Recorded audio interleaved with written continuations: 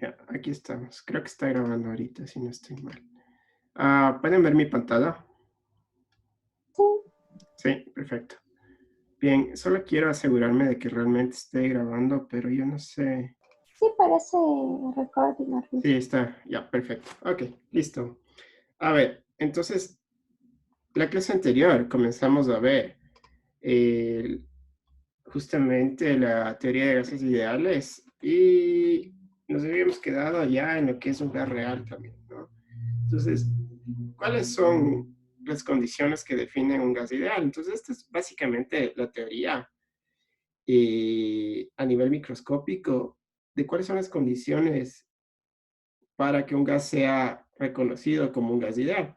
Desde la escuela, a nosotros nos han hablado de gases ideales. De hecho, cuando nosotros recién estamos revisando los primeros cursos de química, de física en la escuela, y estamos viendo el estado gas, lo que nosotros primero vemos son esas leyes que definen el comportamiento de esos gases. Pero después, claro, nosotros decimos, ok, pero en la vida real, ¿cuándo un gas es ideal y cuándo un gas es real? O sea, esa es la pregunta. ¿Cómo yo puedo reconocer cuándo estamos tratando un gas ideal y cuándo estamos reconociendo o cuándo se trata de un gas real? ¿Sí? Y las leyes, claro, que aplican a los gases ideales no aplican a los gases reales, ¿sí? O sea, hay un distanciamiento. Entonces, ¿qué podemos hacer en esos casos? ¿Sí? A ver, primero, habíamos dicho que de manera teórica, los gases ideales cumplen con tres condiciones, ¿sí? Entonces, la primera era que las moléculas no pueden ocupar espacio alguno y que son súper chiquitas, ¿no? Que son sumamente pequeñas. La segunda es que no existen fuerzas atractivas entre las moléculas, lo que permite moverse libre independientemente de una de otra, ¿sí? O sea, eso es básicamente es una consecuencia o a través de esto la consecuencia es de que tengan un movimiento y posicionamiento aleatorio. Después tenemos que las moléculas de gas se mueven de manera aleatoria en trayectorias lineales y las colisiones entre las moléculas y las paredes del recipiente que lo contiene son choques perfectamente elásticos. Esto es en cuanto más que todo a la teoría cinético-molecular que tienen los gases ideales, ¿no? Entonces decías, ya, bueno, ok, chévere, ya, en el papel está bien, cumplen todas estas condiciones, pero nuevamente surge la pregunta, ok, y macroscópicamente, ¿cuándo se cumplen estas condiciones? ¿Sí? Entonces, la respuesta es básicamente, estas condiciones se cumplen cuando nosotros tenemos bajas presiones y o altas temperaturas. Ojo, este y o es súper importante, ¿no? Puede ser que ambas condiciones se cumplan, bajas presiones y altas temperaturas, o solo una de las dos condiciones se cumplan. Eso es suficiente para que se considere un gas ideal. Después, decir baja o alta es un poquito relativo, ¿no? Digamos, es subjetivo, ¿no? Porque tal vez, yo qué sé, para Anaí sea baja una presión de una atmósfera, para Lucía sea baja una presión de 0.1 atmósferas, etcétera, ¿no? Entonces, claro, habría que hacer cierto cálculo para justamente eliminar esta subjetividad, ¿sí? Y como vamos a ver el día de hoy, sí existe ese cálculo y es el factor de compresibilidad, ¿no? Que es justamente un factor que te dice eh, qué tan bien se ajusta tu estado en el que te encuentres a esa idealidad de comportamiento de los gases o qué tanto se aleja de este comportamiento ideal tu gas bajo las condiciones que tú tienes. Bien, ahora nosotros teníamos la ecuación de los gases ideales y esta se llama la ecuación de estado. ¿Y cómo se obtiene esta ecuación de los gases ideales? Pues básicamente a través de cada una de las gases que han sido planteadas de las relaciones entre variables intensivas de los gases ideales. Entonces teníamos tres leyes. Teníamos la ley de Charles, que te dice que a una presión constante, es decir, en un proceso isobárico, el volumen de un gas es proporcional a la temperatura. Teníamos la ley de Gay-Lussac, donde teníamos que a un volumen constante, es decir, un proceso isocórico, La presión de un gas es proporcional a su temperatura. Aquí tenemos las líneas a volumen constante. Y finalmente teníamos la ley de Boyle, que nos dice que a una temperatura constante, es decir, a un proceso isotérmico, la presión de un gas es inversamente proporcional a su volumen. Entonces, a través de esas tres relaciones, nosotros obtenemos la ecuación de estado, que es la ecuación del gas ideal, que nosotros conocemos de memoria, ¿no? PV es igual a nRT. Ahora, nosotros generalmente lo vamos a encontrar en esta forma, ¿sí? De presión por volumen específico molar es igual a la constante R por la temperatura absoluta. A ver, tanto la presión, a ver, notar varias cosas, digamos. La presión es la presión absoluta, ¿sí? Siempre tiene que estar expresada en forma de valor, de valores absolutos, ¿no? Bien, en cuanto a la temperatura, también tiene que estar expresado en una escala absoluta, no relativa. Es decir, tiene que estar expresado en unidades Kelvin o tiene que estar expresado en unidades Rankine. Y el volumen como tal, básicamente lo fusionamos con el número de moles para hacer un volumen específico molar. ¿Para qué? Para que todas las variables, tanto presión, volumen y temperatura, queden en forma de una variable intensiva y que no dependan en cuanto a la cantidad de masa. ¿Sí? Básicamente eso. Bien. Ahora, decíamos, ¿qué son los gases reales? Los gases reales son aquellos gases cuyo comportamiento difiere a las leyes de los gases ideales, ¿sí? ¿Y cuándo pasa esto? Pues en términos prácticos. A ver, aquí tenemos dos casos, ¿no? Tenemos un diagrama volumen molar específico, o volumen específico, digamos, versus presión absoluta, ¿sí? Entonces, nosotros tenemos un gas X. No importa qué especie química estemos tratando ahorita, simplemente tenemos un gas. Y lo que nosotros vamos a hacer es variar su presión y medir su volumen, ¿no? Entonces nosotros tenemos unas mediciones empíricas o en sitio, que son estas mediciones del gas real versus los cálculos que yo tendría de un gas ideal, ¿no? Entonces, ¿nosotros qué vemos? Vemos un distanciamiento básicamente al comportamiento ideal, que es el teórico, versus lo que yo estoy obteniendo de las mediciones en sitio de un gas real. ¿Y cuándo ese distanciamiento en este caso es mayor? ¿Cuándo se va abriendo más esto? Pues básicamente cuando la presión va aumentando, ¿sí? Entonces, cuando la presión aumenta, ¿qué pasa a nivel molecular?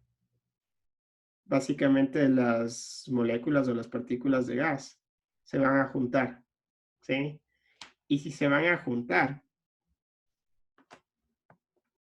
estas condiciones se van a ver afectadas, ¿no? Tú vas a sentir más fuerzas atractivas y no van a tener esa libertad de movimiento independiente una de otra. Entonces, claro, el comportamiento o las condiciones de comportamiento ideal van a empezar a fallar, ¿sí?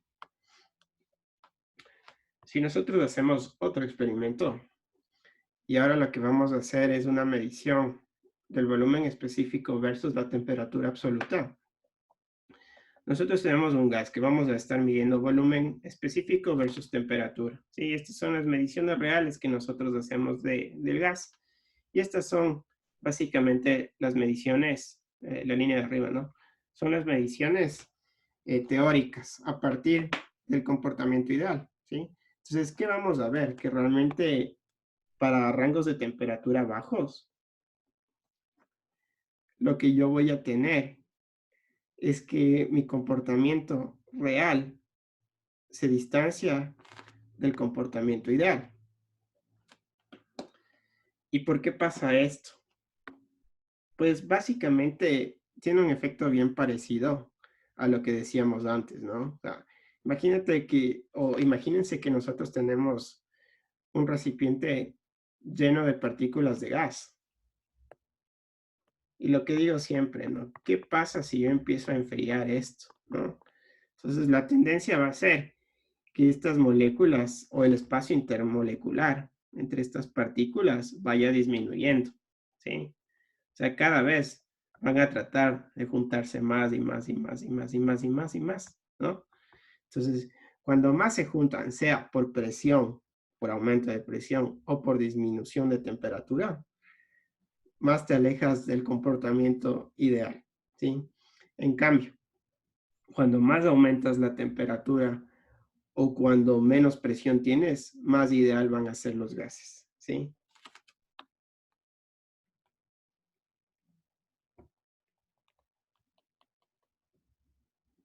Preguntas hasta ahí.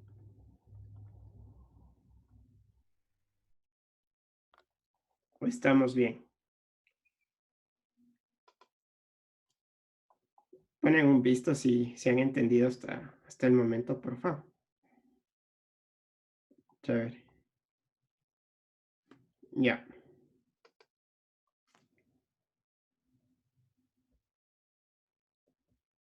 A ver, no me está pasando la diapositiva.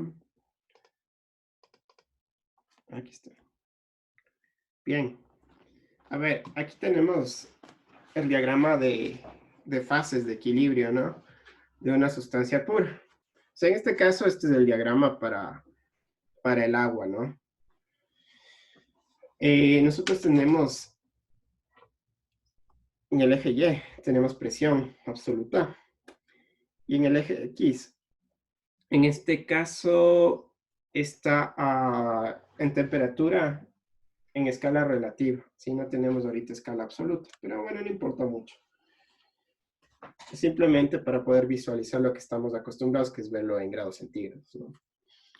Pero, ¿qué se importa? A ver, existen varias regiones. Este es el típico diagrama que ustedes han visto desde la escuela, donde ustedes saben que, bueno, desde el colegio, digamos, que ustedes tienen el lado izquierdo, tienen el estado sólido.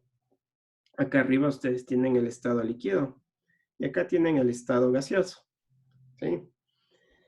A ver, hay ciertos puntos que son bastante característicos en cuanto a este diagrama de fases, ¿no?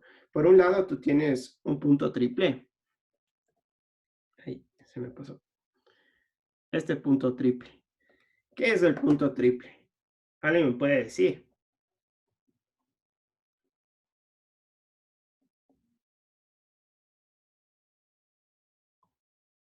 No es como que coexiste el sólido, líquido y vapor, o sea, como que están todos ahí presentes. Exactamente, sí, o sea, es un punto de coexistencia, ¿sí? Es un punto de coexistencia entre el estado sólido, líquido y vapor, ¿sí? Y ese punto es un punto fijo, no depende de nada más que de la naturaleza química de la sustancia. Es decir, que tú vas a tener un punto triple asociado al agua, tú vas a tener un punto triple asociado al amoníaco, tú vas a tener un punto triple asociado al hidrógeno, tú vas a tener un punto triple asociado al helio, etcétera. Así, siempre va a ser el mismo. ¿Y cómo puedes definir el punto triple? Pues tú tienes una condición de temperatura y tú vas a tener una condición de presión para ese punto triple. ¿Sí? Si tú das esas coordenadas, tú vas a saber, aquí me encuentro en el punto triple. De igual manera, algo súper importante que vamos a ver el día de hoy es el punto crítico. ¿Qué es ese punto crítico? ¿Qué saben acerca de ese punto crítico? ¿Alguien me puede decir?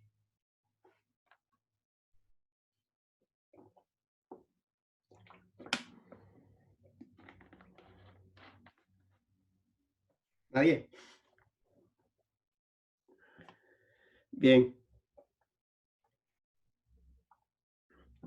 Este punto crítico de acá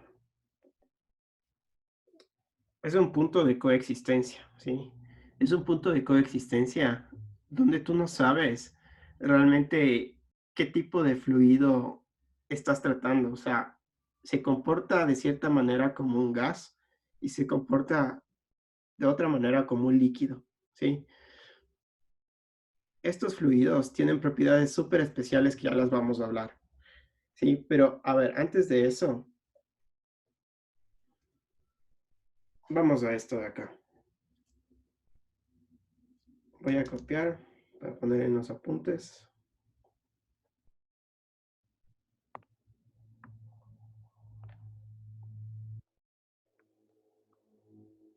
Presión versus, bueno, voy a copiar los dos.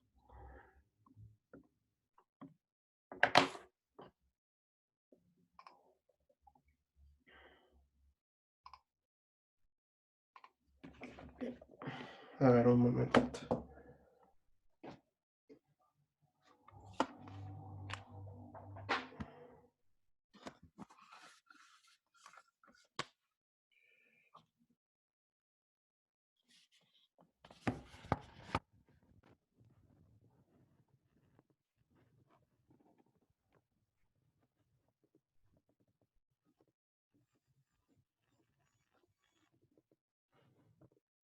Vaya, no se pega.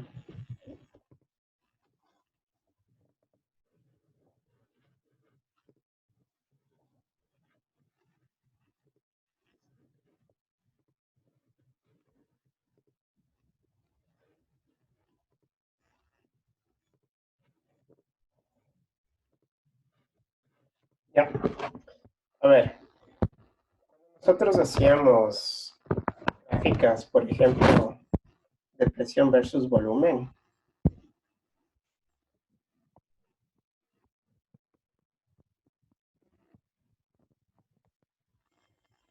Yo siempre lo que hacía era trazar.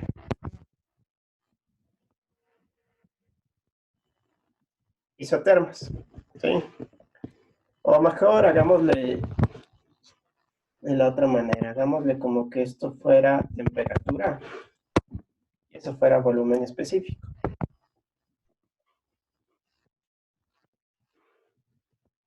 Entonces yo tengo una isobara, una línea a presión constante. Entonces, cuando yo trazaba esta isobara, y estamos hablando de agua o de cualquier sustancia pura, yo podía identificar varias zonas, ¿sí? ¿Esas zonas cuáles eran? Pues básicamente tú tenías la zona 1, que era de un líquido comprimido o subenfriado. Tú tenías una zona 2, una zona 3 y una zona 4. ¿Sí? Esa zona 2 hasta el 4, zona de saturación.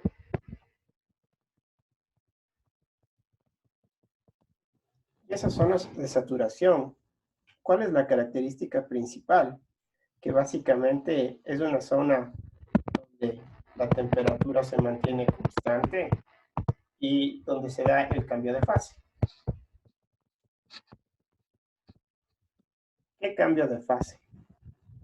Tú vas desde un líquido saturado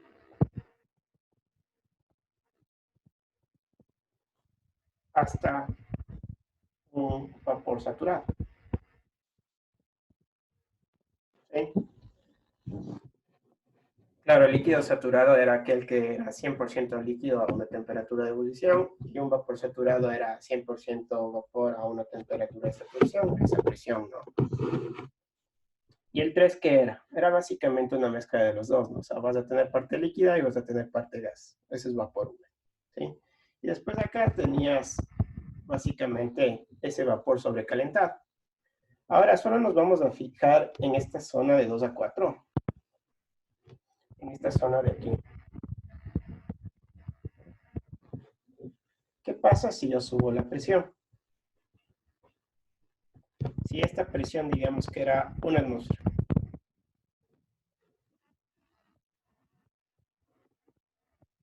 Yo subo la presión hasta, digamos, 2 atmósferas. Estoy haciendo todo al ojo.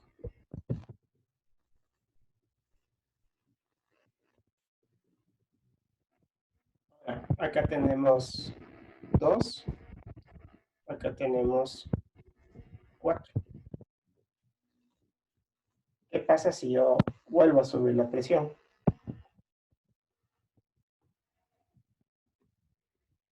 Ahora, aquí tengo mi región de líquido saturado y aquí tengo mi región de vapor saturado. Y así, hasta en que cierto punto lo que yo voy a tener algo así, a una presión, no sé, depende del fluido, ¿no? Pero digamos que es súper alta, así que sea, que tienda al infinito, digamos, ¿ya?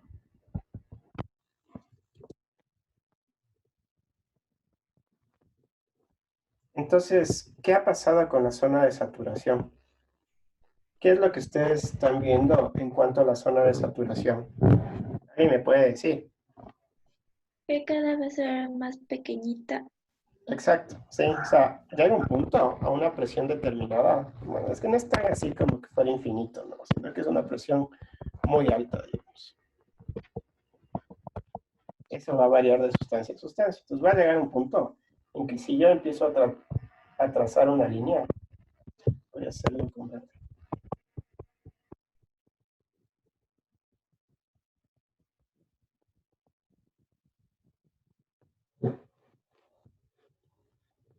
Va a llegar a un punto en donde la presión es tan elevada que básicamente lo que va a pasar es que la zona de líquido saturado y de vapor saturado son la misma. Y eso se llama el punto crítico.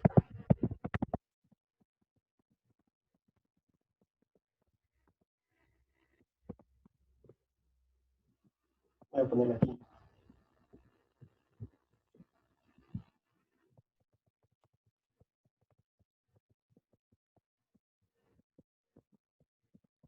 Estado en el que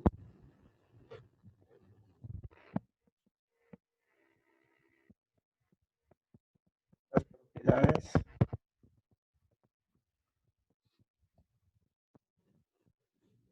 del líquido saturado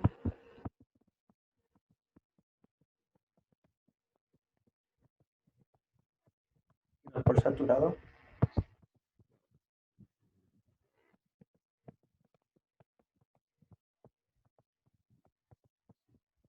son iguales.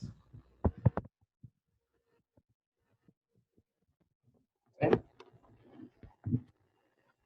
Bien, ahora,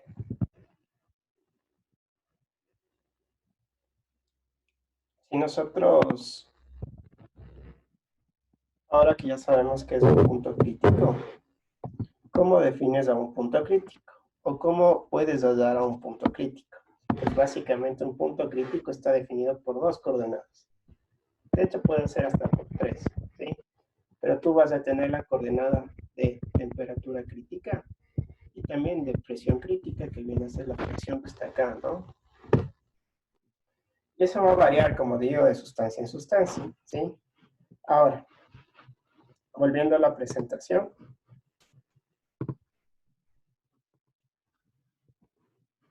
Entonces, un punto crítico, realmente una región crítica, donde tú ya no sabes, Pablo, ¿sí? hola Hola, Pablo, Agustín, ¿qué hola tal? Pablo, perdón, puta, me quedé dormido y no me sonó la alarma del celular, sorry. No hay problema, no hay problema. Ya sabes que ya quedan grabadas las clases. Entonces, ya tengo el canal en YouTube y todo, entonces estoy subiendo. Ya tengo subido todas las clases, entonces Sí, igual sí, las puedes vi. ver. Ya, gracias Pablo y sorry, ya me quedo aquí. Ya, listo. Sí, entonces estamos diciendo que tenemos una región de un punto crítico, ¿sí? Entonces, por ejemplo, esto es del agua, ¿sí? ¿Y cómo sabes que tú te encuentras en un punto crítico? Pues básicamente porque está definido por un par de coordenadas, que es la temperatura crítica y tenemos la presión crítica, ¿no? Entonces aquí tenemos, claro, tenemos la temperatura crítica y tenemos la presión crítica, ¿sí? Entonces, la región que le sigue a esto es la región de fluido supercrítico, ¿sí? Antes de ver las aplicaciones, lo interesante de los fluidos supercríticos, vamos a definir. Bueno, habíamos dicho que un punto crítico es el punto en donde el estado de líquido saturado y vapor saturado son idénticos. Eso es lo que yo ya escribí. Ahora, ¿qué es una temperatura crítica? ¿Sí? Esto es súper importante y es pregunta, tal vez no como tal, pero sí relacionada a alguna pregunta que va a haber en el examen, ¿sí? Entonces, una temperatura crítica es una temperatura límite, perdón, por encima de la cual un gas no puede licuarse, es decir, no puede condensarse por compresión. ¿sí? O sea,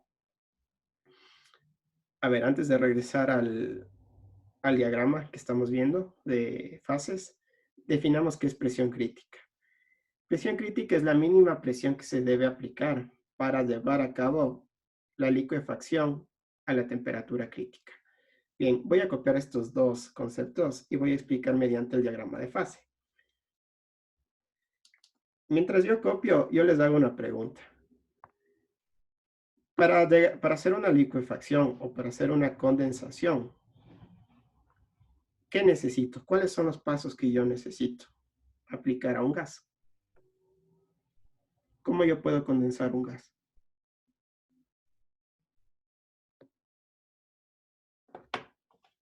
¿Alguien?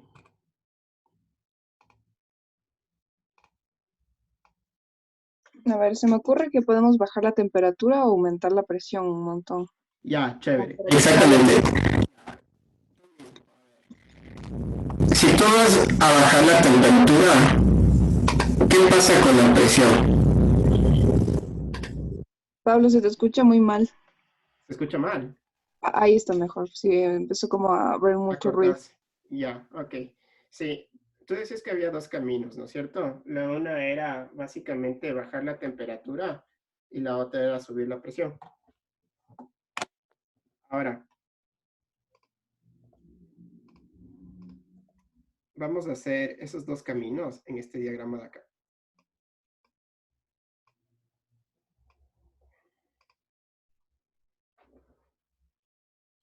Entonces, imagínate que tú estás en un punto como este de acá.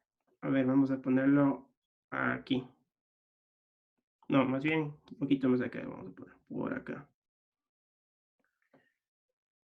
Entonces, como nos decías, existen dos maneras, básicamente, de ir a gas, o sea, de gas, partiendo de gas, ir a líquido, ¿sí? Entonces, la una es que tú te vayas en este diagrama, te vayas hacia la izquierda. En este caso, ¿qué estás haciendo? Subiendo la temperatura. De hecho, estás disminuyendo la temperatura. Bajando, perdón, no vi Ajá. la escala. Sí, estás disminuyendo la temperatura a presión constante, ¿sí? Entonces, esa es la única, la primera forma, digamos, que tú tienes de condensación o de licuefacción, que es lo mismo, ¿no? Entonces, digamos, condensación.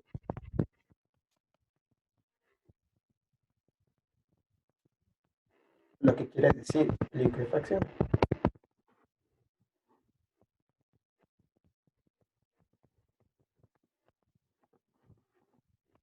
Entonces, las maneras más comunes es la primera que decíamos, que es la de aquí, es disminución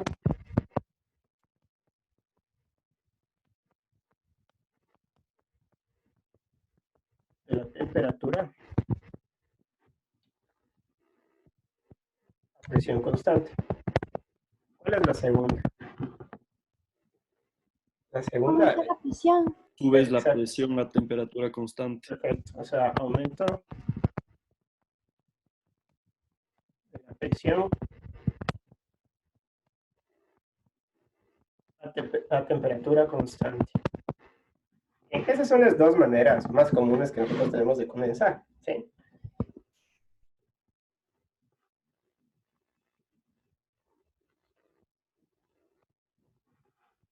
De hecho, por ejemplo, si yo tengo gas licuado de petróleo, o sea, LPG, que es el gas que tú tienes en casa, en esos tanques azules, ¿cómo si tú le mueves al gas? Suena líquido, ¿cierto? O sea, tú sabes que está en estado líquido dentro. ¿Cómo han llegado a ese estado?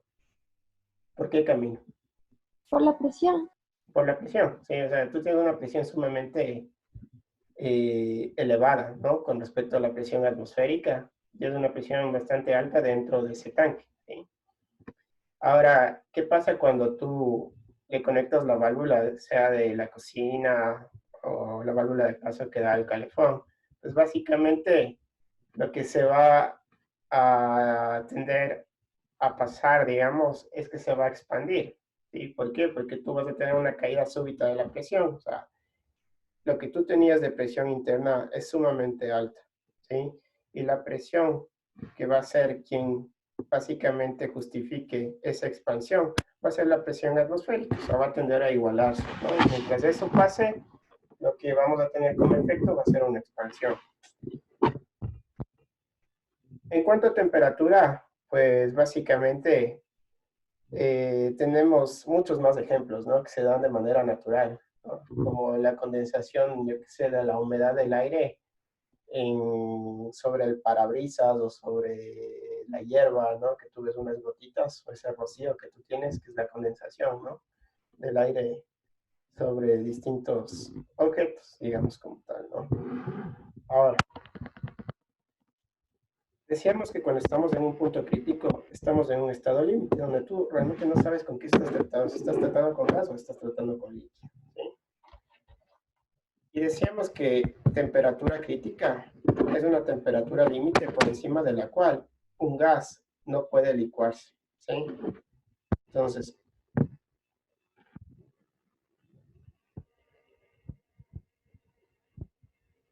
tú vas a estar en este punto.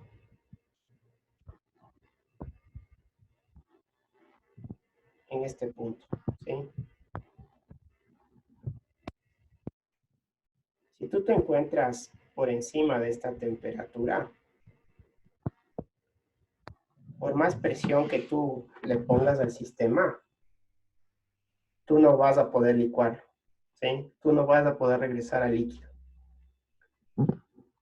Ahora, digamos que estás a esta presión, justamente, ¿sí? A esta presión límite de acá. ¿Qué presión mínima a la temperatura crítica tú debes suministrar para llegar al líquido, para poder licuar? La presión crítica, ¿sí? Es la presión mínima, estando a la temperatura crítica, que debes suministrar al sistema para que pueda licuarse. Vamos con ejemplos que es mucho más fácil, ¿sí? A ver, yo tengo acá, de hecho les puse un ejemplo súper interesante. Este de acá. Este es un diagrama de fase del metano, ¿sí?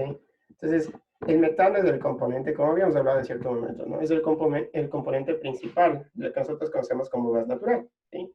Entonces, ese gas natural es mayoritariamente CH4, ¿sí? ¿Y qué es lo interesante de esto? Pues que este gas natural se encuentra en todo yacimiento petrolero, es el gas asociado a yacimientos petroleros, que existe por montones, que básicamente es el hidrocarburo que menos CO2 te va a producir y que además tiene un poder de calentamiento, perdón, tiene un poder calorífico bastante bueno. O sea, tú puedes obtener bastante energía por unidad de masa de volumen de este combustible, ¿sí? Entonces, bueno, ¿cuál es el problema del metano? Si ustedes ven, el punto crítico es de menos 82.59 grados centígrados y es de 46 más o menos atmósferas. ¿Qué quiere decir eso? Que si tú lo extraes a temperatura ambiente, ¿podrás licuarlo? ¿Sí o no? Pregunta. Sí, claro. ¿Y cómo lo licuarías? Se le baja full la temperatura, o sea, de hecho, tiene que llegar como hasta, según la tabla, como hasta menos 175. Lo que pasa es que tú tenías el concepto de temperatura crítica, ¿sí? Temperatura crítica decíamos que es la temperatura por arriba de la cual no puede licuarse, ¿sí? Y tú sabes que tu temperatura crítica del metano es de menos 82.59 grados centígrados.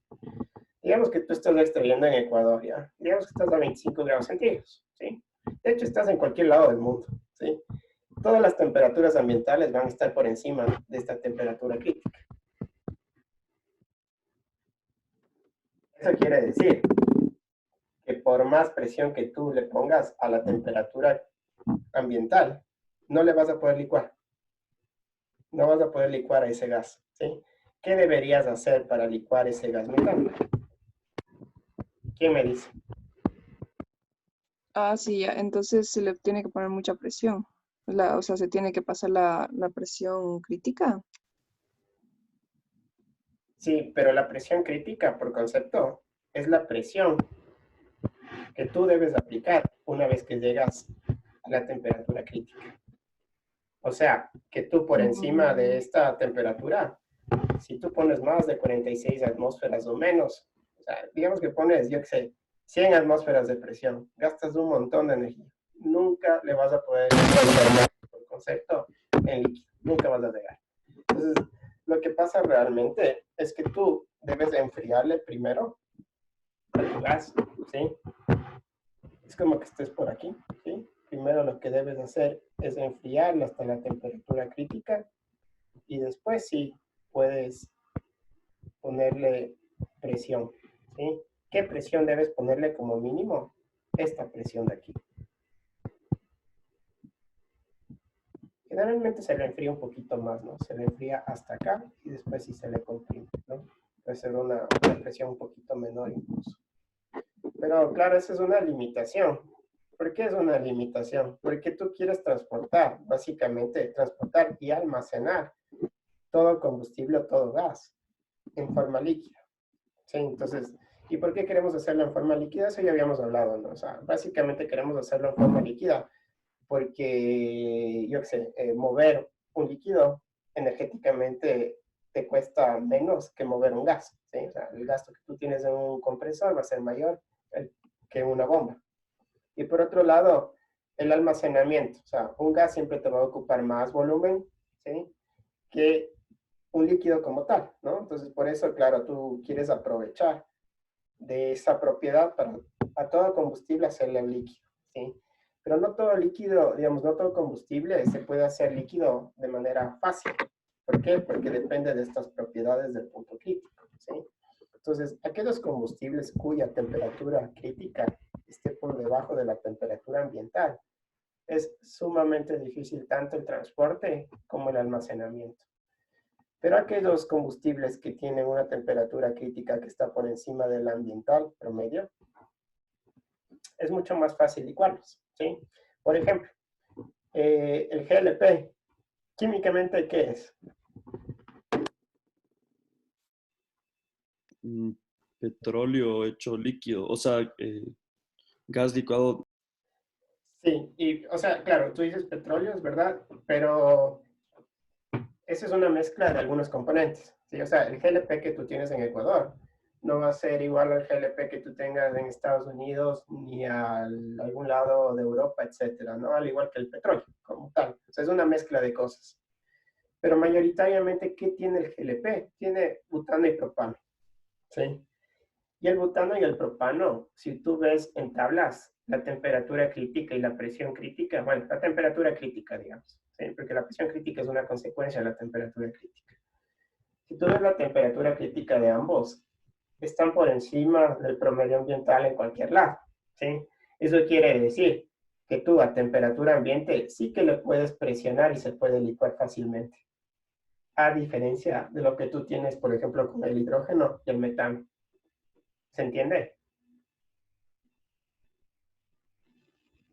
¿Se ha entendido esta parte? Sí, Pablo. Sí. Claro, entonces, claro, esto es una limitante porque si tú ves, por ejemplo, el metano, claro, tenemos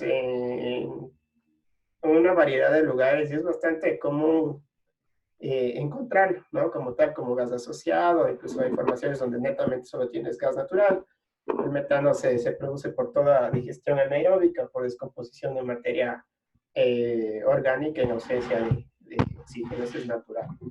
Pero el tema es que, claro, transportarlo y almacenarlo resulta sumamente caro. ¿Por qué? Porque elevar la presión requiere un elevado consumo energético y enfriarlo también. Entonces, claro, tú tienes que ver cuánto te podría dar a ti de energía esa cantidad de metano versus la cantidad de energía que yo debería invertir para pasarlo en estado líquido. Entonces, hay veces que realmente solo resulta, si son pocas cantidades de, digamos, es poca cantidad de metano que tú vas a utilizar, pues lo mejor es transportarlo en estado gas y almacenarlo en estado gas, ¿sí? Pero ¿qué tal si tú eres un vendedor de metano y vas a vender por cantidades enormes, como es Rusia para Europa?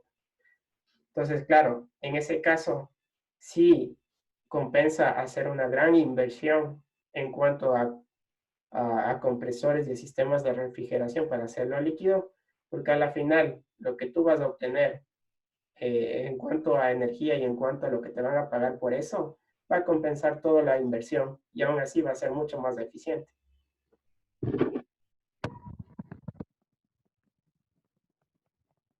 Bien.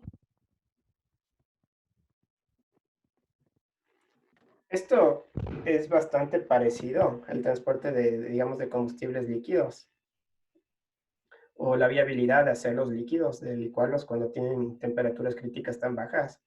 Es bien parecido básicamente al transporte de energía eléctrica, ¿sí? El transporte de energía eléctrica dentro del continente se da mediante corriente alterna, ¿sí? O sea, tú tienes dos tipos de corrientes, ¿no? Como ustedes han visto en física 2. Tienen corriente continua y tienen corriente alterna.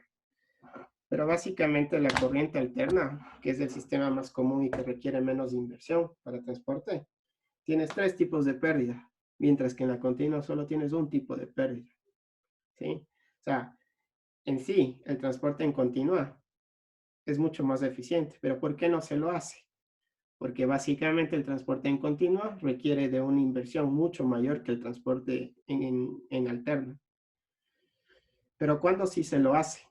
Básicamente cuando tienes distancias súper grandes. Por ejemplo, si tú quieres generar, yo qué sé, tienes una isla, ¿no? Alejada del continente y tú quieres transportar desde el continente energía hacia la isla, por la distancia, si tú transportaras en energía alterna o en corriente alterna, tú tendrías unas pérdidas enormes. Así que conviene hacer la inversión en continua y ahorrarte esas pérdidas, ¿no? Entonces ahí compensa. Es más o menos bien parecido a lo que se tiene en cuanto a transporte de gases y de energía eléctrica, ¿no? En ese sentido, digamos. Bien. Ahora sí, ¿para qué nos sirven los fluidos supercríticos? ¿Qué aplicaciones? ¿Alguien ha oído? Ahora está bastante de moda justamente utilizar fluidos supercríticos. ¿Para qué nos sirven esos fluidos supercríticos? ¿Alguien sabe? No. No.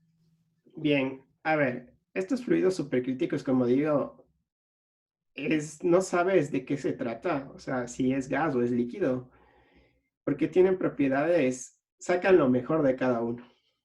¿Y qué es lo mejor de cada uno? Pues tienen densidades altas, como son los líquidos, y tienen difusividades también altas, como son los gases, ¿sí? Entonces, sobre todo se están utilizando para extracciones, ¿no? Entonces, yo qué sé, tú tienes café sin cafeína. ¿Cómo quitas la cafeína del café? Básicamente con fluidos supercríticos, puede ser con CO2 o puede ser con agua, ¿sí? Entonces, con estas condiciones críticas, tú puedes retirar activos, o sea, puede actuar como un solvente y retirar activos de ciertos compuestos, ¿no? De los cuales tú quieres retirar esos activos, ¿no? Otro ejemplo puede ser, estaba viendo un ejemplo, no sé, de gastronomía molecular. Es loco, pero hasta en gastronomía pueden entrar justamente estos fluidos supercríticos. Entonces, ¿qué estaban haciendo? Básicamente tú tienes la trufa, ¿no? La trufa que ustedes saben que es un hongo, que es súper caro, que es estacional, etc. Entonces, no todos el tiempo se está dando trufas, ¿no? Y por otro lado, el comprar trufas es sumamente caro, ¿sí? ¿Por qué es caro? Porque escasea. Entonces, lo que se hace es básicamente a través de CO2 supercrítico, tú extraes el sabor de la trufa y ese sabor de la trufa sale en forma de esencia. Entonces, Lo que hacen los chefs ahora es básicamente, claro, robarse ese sabor de la trufa, ¿sí? Mediante CO2 supercrítico e insertarlo en los platos. Entonces, cuando tú estás comiendo, tú solo ves un líquido que está mezclado ahí, pero cuando comes dices, esto tiene trufa, pero ¿dónde está la trufa? Y la trufa está justamente en la esencia que tú has arrastrado mediante ese CO2 supercrítico. Entonces, claro, eso tiene una ventaja comercial enorme, enorme.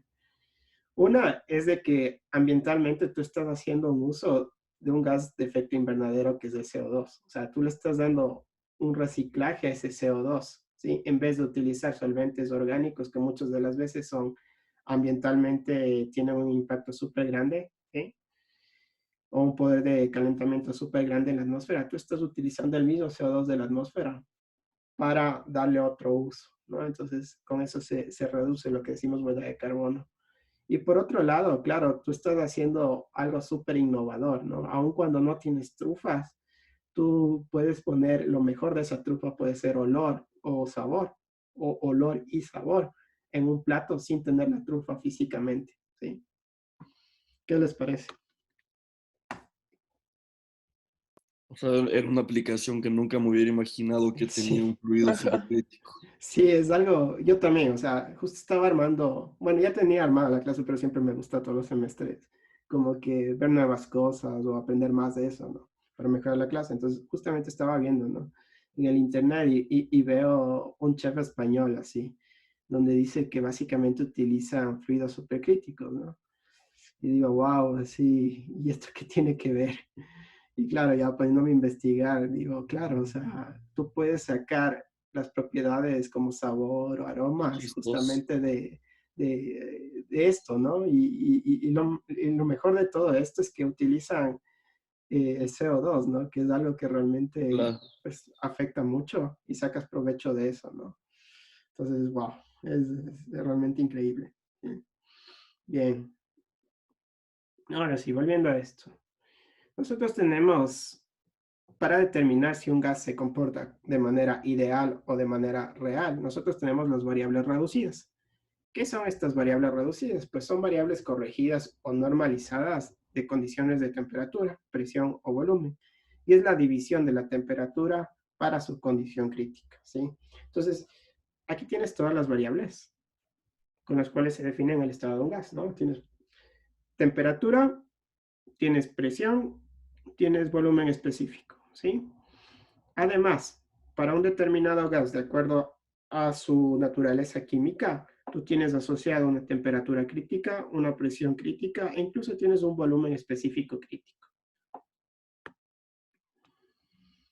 Esta temperatura, recuerda siempre que es temperatura absoluta y esta es presión absoluta, ¿no? Bien. Me estaba saltando algo más aquí. Ah, eso es lo mismo. Bien, después, a partir de estas variables reducidas, nosotros podemos calcular un factor de compresibilidad. ¿Qué es este factor de compresibilidad? Es un factor que compensa la no idealidad del gas y está representado por una letra Z, ¿sí? A ver, la ecuación del gas ideal para un gas real es ajustada con este factor y es representado por la siguiente ecuación. Nosotros tenemos realmente esta ecuación es la ecuación de los gases ideales, ¿sí? Solo que este factor Z nosotros no le vemos por qué, porque Z va a ser igual a 1 cuando es un gas ideal, ¿sí? Y Z va a ser menor a 1 cuando se trata de un gas real. Mientras más se aleje del 1, ese Z menos ideal será y más real será. Mientras más te acerques a 1, eso quiere decir que más se adapta tu gas a un comportamiento ideal. Ahora, ¿cuándo ese Z se va a alejar de 1? Pues básicamente a condiciones de bajas temperaturas y de altas presiones. ¿Y cuándo se va a acercar a 1? Pues a condiciones de altas temperaturas y bajas presiones, ¿sí?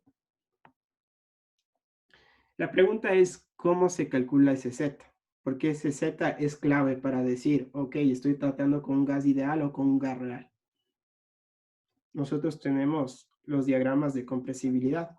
Y esto es lo que nosotros vamos a utilizar para resolver problemas justamente de gases reales e ideales, ¿sí? Entonces, esta es la manera, digamos, más frecuente con la cual nosotros podemos ver el grado de desvío que tenemos del comportamiento ideal.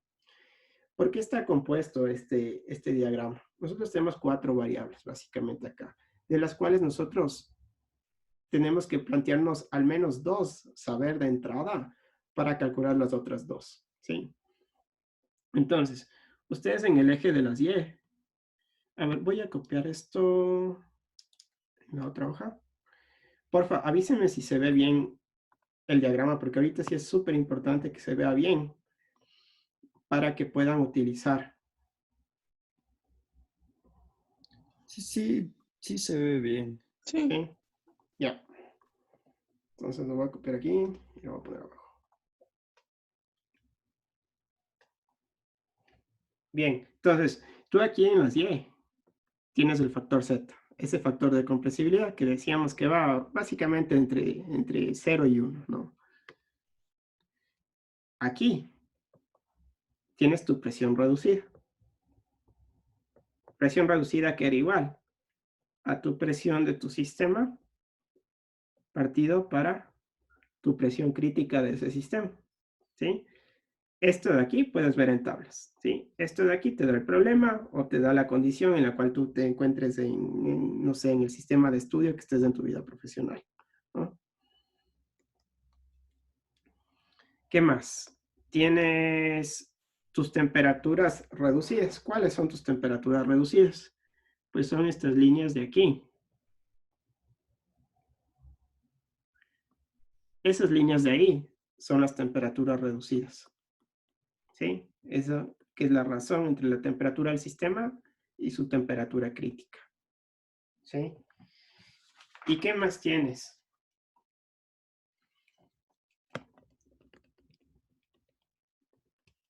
Las líneas que están acá.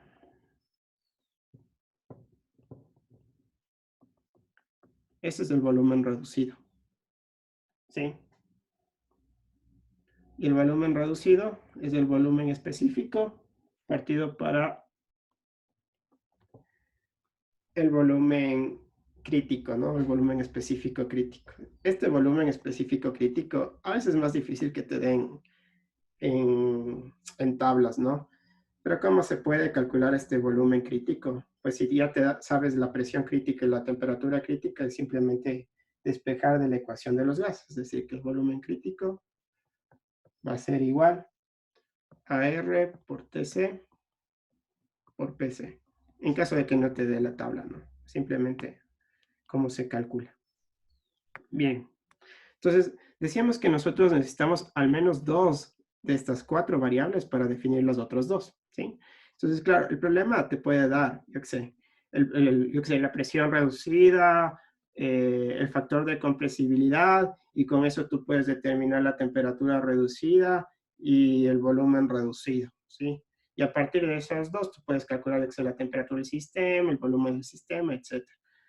Otras veces, lo cual es muy frecuente, a ti te dan presión reducida y temperatura reducida. Y con eso tú calculas el Z, ¿sí? Y con ese Z, tú puedes saber si se comporta de manera real o ideal, ¿sí? Entonces, claro, si el Z te da 1, tú sabes que es un gas ideal. Y si el Z es menor a 1, tú sabes que se comporta como un gas real. ¿Hasta ahí entendido? Pablo, ¿Sí? ideal igual a 1, o sea, Sí. como que hay algún margen de error, o rango de error, como No. que 0,95 igual está considerado como ideal o no.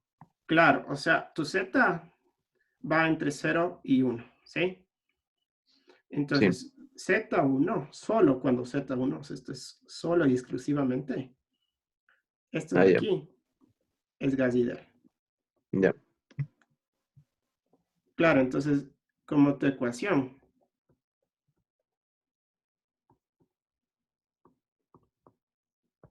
era básicamente así. Entonces, si Z es igual a 1, ahí sí, aplicamos la ecuación de los gases ideales, ¿no? La común y corriente que nosotros sabemos, donde este volumen específico molar es volumen sobre número de moles, ¿no? Ahora, si Z es menor a 1, entonces esto es gas real. Y ahí sí utilizamos la ecuación de los gases reales, ¿no? Donde este Z es un factor de corrección que te corrige el comportamiento que tú decías en principio que era ideal, con lo que realmente está pasando, que es esa desviación de la idealidad, digamos. Bien. Ahora, acá tienes otro diagrama. Y este diagrama, lo único que va a cambiar es que tú vas a tener otros rangos de presiones, otros rangos de volumen reducido, otros rangos de temperatura reducida. ¿Sí? Y si ustedes ven acá, eso sí fijarse bien, ¿no?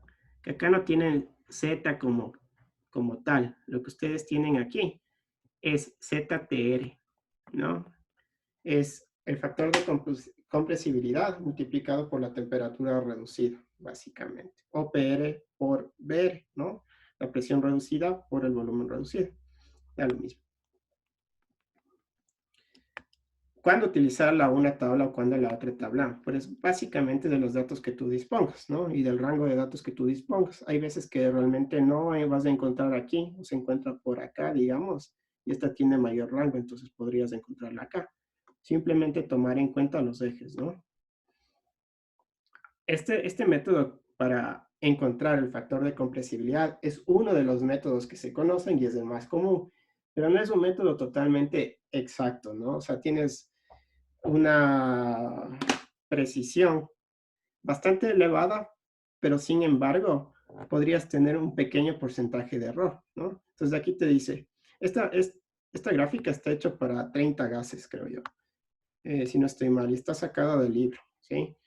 Entonces te dice, si se requiere utilizar los gráficos para obtener la constante tanto del hidrógeno como del helio, se debe realizar correcciones, ¿no? En cuanto a las temperaturas críticas, ¿no? Entonces, a la temperatura crítica, yo que sé, del helio, del hidrógeno, debe sumarle 8 unidades de temperatura y a la presión crítica 8 unidades de presión.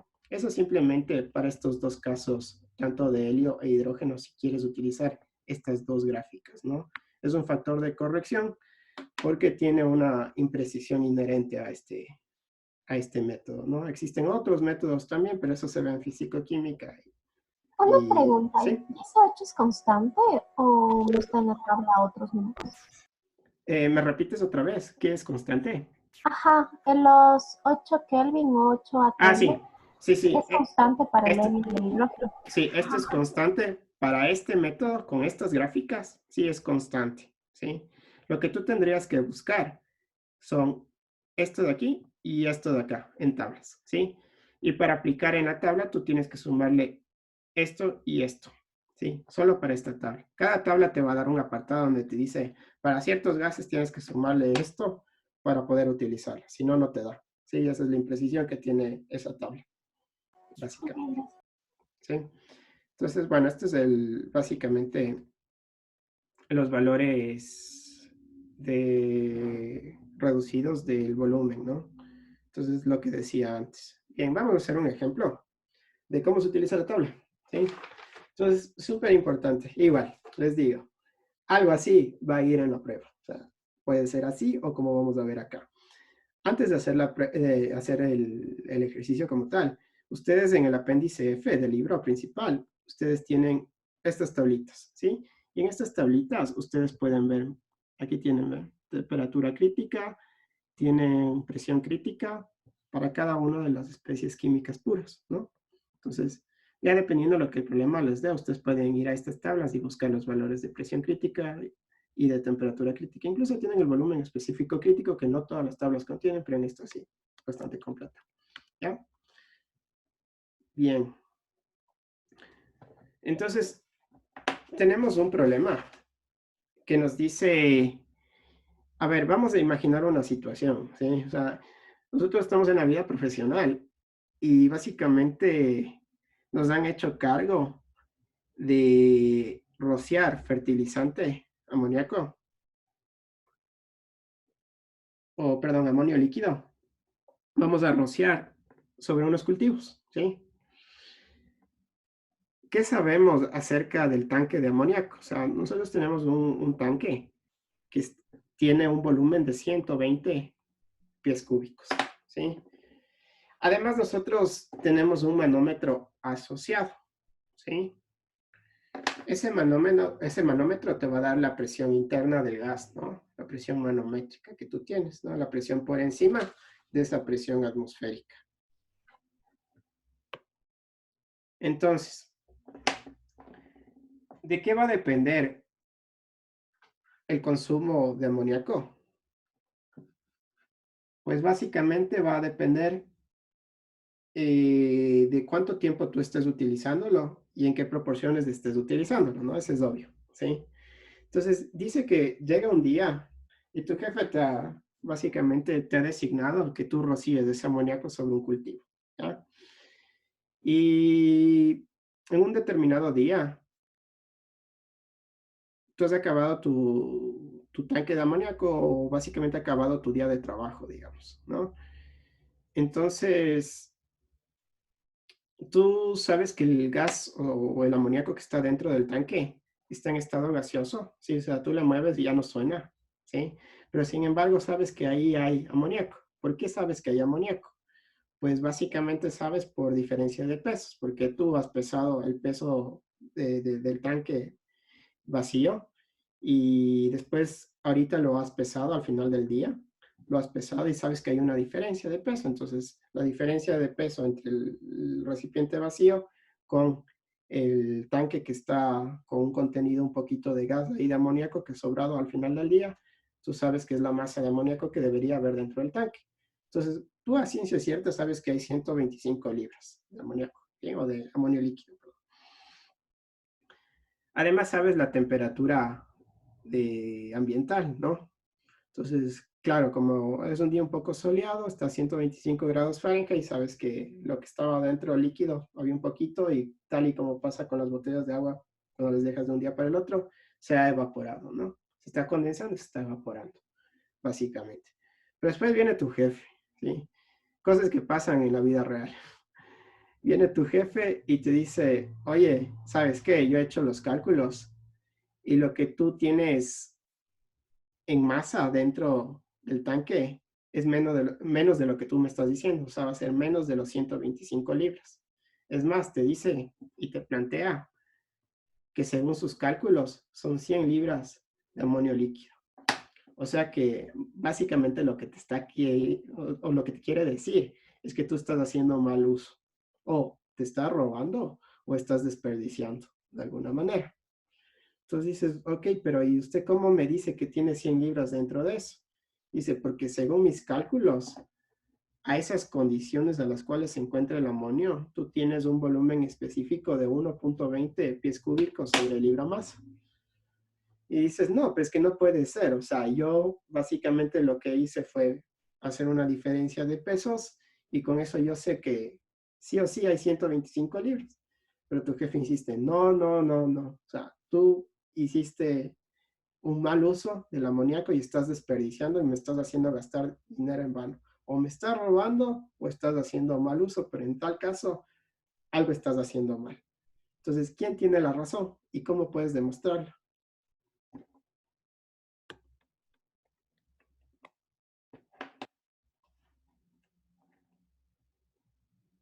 A ver, no sé si avance a hacer todo el ejercicio, pero voy a tratar de avanzar un poquito. Déjenme ver.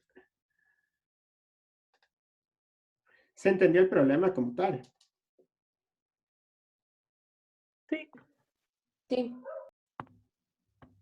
Bien.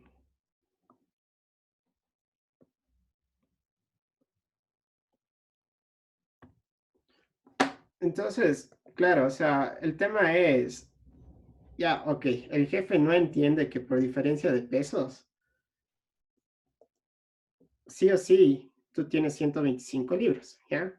Pero entonces, como tú no tomaste una foto cuando estabas haciendo el pesaje, qué sé yo, que te evidencie que realmente tienes 125 libras, tú lo que vas a tratar de pensar o idearte es cómo hizo tu jefe para calcular que ahí hay 100 libras. O sea, ¿qué hizo? ¿Qué consideró? Hizo ecuación de los gases. Ya, perfecto. Entonces, claro, lo primero que a ti te enseñan, exacto, lo primero que a ti te enseñan ya sea en química o en física, es que si tú tienes un gas y quieres saber un volumen que tienes ahí, pues para eso utilizas la ecuación de los gases ideales. Entonces, es el primer paso, ¿no? Entonces, vamos a poner los datos.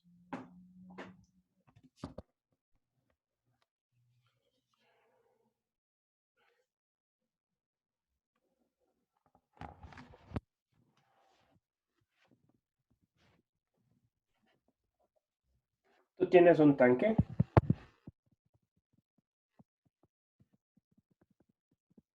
Un amonio líquido. El volumen del tanque es 120 pies cúbicos. Tu presión que te marca el manómetro es de 292 psi/Gs. Como vamos a tratar con ecuaciones de gases ideales y reales, nosotros tenemos que pasar esto a absoluto, ¿sí? Por eso sumamos la atmosférica. Ya que estamos a nivel del mar, ¿no? No PSI, no esto. Entonces, esto sería 306.7 PSI. Bien, la temperatura del ambiente. El tanque no tiene aislamiento, por lo tanto, lo que está dentro del tanque debería ser la misma temperatura que tú tienes en el ambiente. Entonces, si tú pasas esto a Rankine, 585 Rankine. ¿Okay? Ahora, claro, yo digo, ok, esos cálculos, fijo, y mi jefe creyó que es un gas ideal. Entonces, yo lo voy a comprobar. Digamos que propongamos una base de cálculo.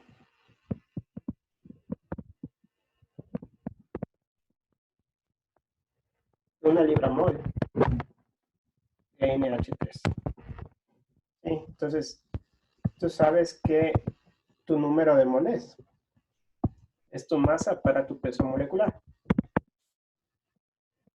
Tu masa va a ser, perdón, no una libra mol, una libra de NH3. Tu base de cálculo va a ser una libra masa de NH3 y tu peso molecular de NH3 es 17 libras por libra mol. Ahora, el número de moles entonces sería una libra masa partido para 17 libras sobre libra mol. ¿Sí? ¿Qué constante R puedes utilizar? En este caso me conviene utilizar la siguiente. PSIA por sobre libra mol por Rankine. ¿Sí? Entonces, ¿yo qué quiero saber en este caso? Lo que yo quiero saber es mi volumen. Entonces el volumen está dado por lo siguiente. nRT sobre P. ¿Sí? Esa es la ecuación de los gases ideales. Entonces, si yo reemplazo datos, lo que yo voy a tener va a ser esto de aquí, era 0.06 libra mol. Entonces, 0.06 por 10.73. No voy a poner unidades porque ya sé que todo está adecuado para que se elimine. Por la temperatura, que es 585 Rankine, dividido para la presión absoluta, que es 306.7. Y esto te da 1.20. ¿Sí? Pero esto estaba referenciado para qué base de cálculo, para una libra, ¿cierto? Esto es para una libra. Libra más. Ahora, Tú sabes que tu volumen del tanque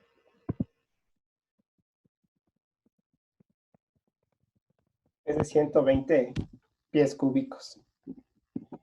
Por lo tanto, ¿qué masa de amonio líquido habrá dentro del tanque? 120 pies cúbicos es lo que ocupa todo el gas dentro del tanque, dividido para el volumen específico, que es 1.20 pies cúbicos por libre, es decir, 100 libras. Claro, o sea, dices, ya. Ok, 1.20 libras es justamente lo que me estaba diciendo cuando discutía con el jefe. Y claro, de acuerdo a eso, sí que habría 100 libras dentro del tanque. Tú que ya has tomado la clase de herramientas de ingeniería ambiental, sabes que, claro, ese tanque está a una alta presión.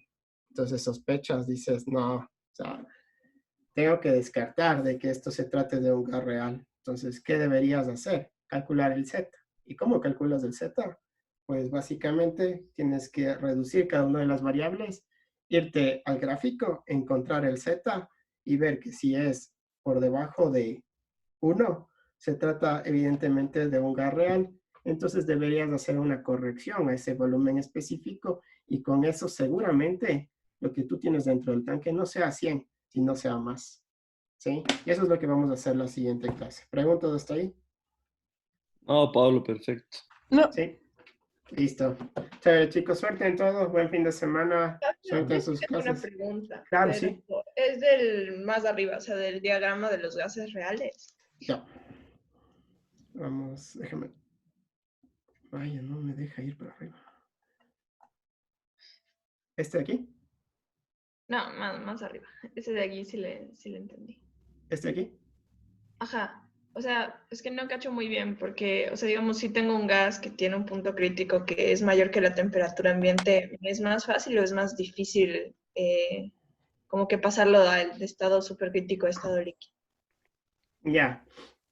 A ver, imagínate, este es, digamos, paso al del metano, que es el caso real, ¿ya? Este de aquí.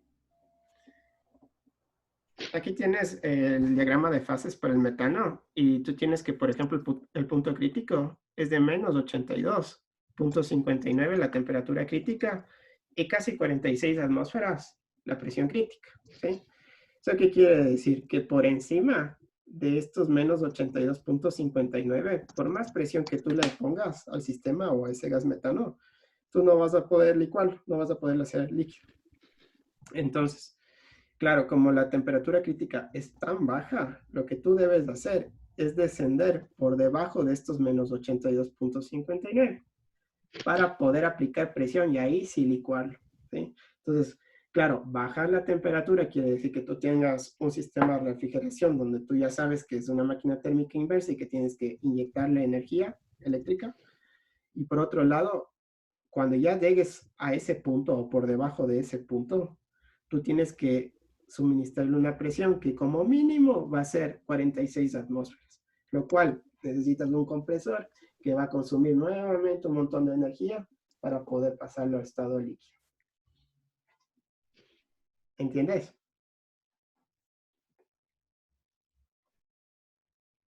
Sí, ya entendí. Ahorita sí. Ajá. Ajá, entonces, claro, resulta más práctico que tú tengas otros gases si vas a consumir poquito, ¿no? Si tienes otros gases cuya temperatura crítica está por encima de la temperatura ambiental, ¿sí? Entonces, claro, eso quiere decir que si el butano o propano tienen una temperatura crítica, yo qué sé, de 50 grados centígrados, entonces eso quiere decir que tú en cualquier lado del mundo vas a tener temperaturas por debajo de esto, ¿sí?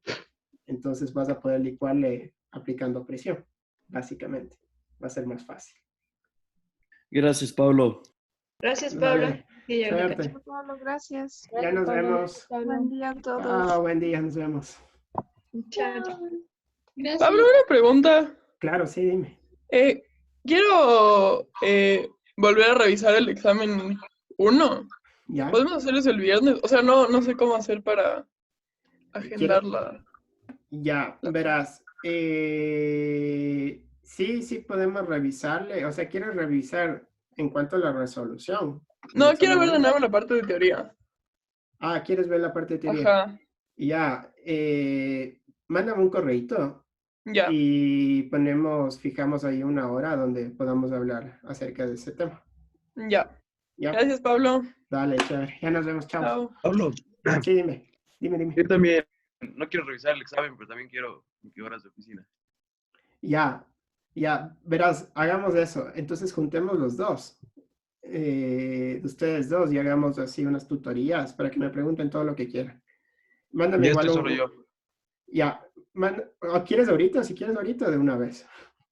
Tengo clases de física. Ah, tienes clase de física. Ya, bueno. Entonces, mándame un correo Ajá. y planeamos ahí una hora donde podamos ver. Es que tiene que quedar evidenciado el correo de que tú me pides. Es más o menos el proceso que nos han pedido. Entonces, ahí ya Te le pido ponemos... para...